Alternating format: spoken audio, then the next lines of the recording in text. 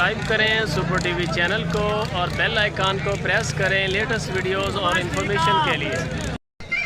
की मोल शोल कर रहा है 1,10,000। दुध किन्ना की देंदी? 8 किलो। 1,10,000 रुपया। नंबर शंबर है मोबाइल नंबर? 745 एक ही है, होर नहीं है? गांव आ गोरी गांव। एदा की मुल? 80,000। बच्ची बच्चा पिछे? बच्ची दुध किन्ना का?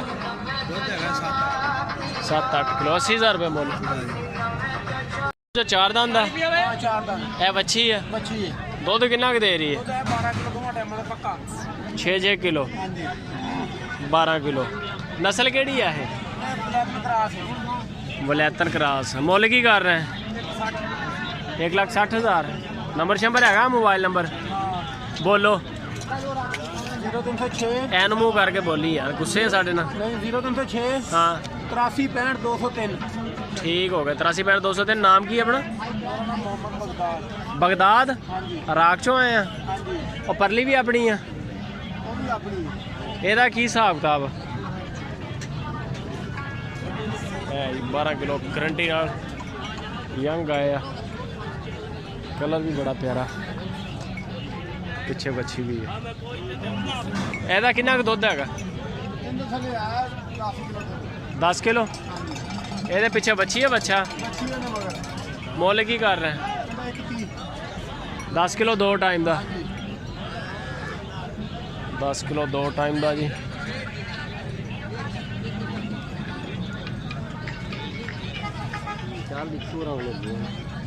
वच्छी है पीछे ये चीज़। एक थाने दुध घट सही है। की मोल कर रहे हैं कट्टे का? लाख रुपया। दोंदा खीरा? दोंदा है जी माशाल्लाह, बड़ा सोहना झोटा। 1 लाख रुपया। कितना दुध दे रही है? दुध उस्ताद है अपने गांव कितना देंदी है? भाईजान दूध देंदी पई है 8 तो 9 किलो। 8 तो 9 किलो। बाबा जी साइड दे हटना थोड़ा जा। बच्ची बच्चा पीछे? बच्चा।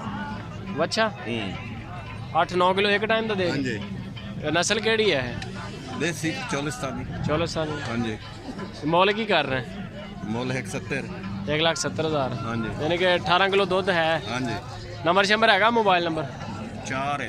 बोलो। 037997 नाम की अपना? अब्दुल मजीद। अब्दुल मजीद। एक ही जानवर है या होर भी है? और भी है। बाकी कितने है? ओके। की मोल कर रहे हैं? 20,000। कट्टी कट्टा? कट्टी है। ते पट्ठे शट्ठे खांदी है? किन्नी उम्र होगी ਇਹਦੀ? उम्र का नहीं पता। एक ही जानवर है तेरे को?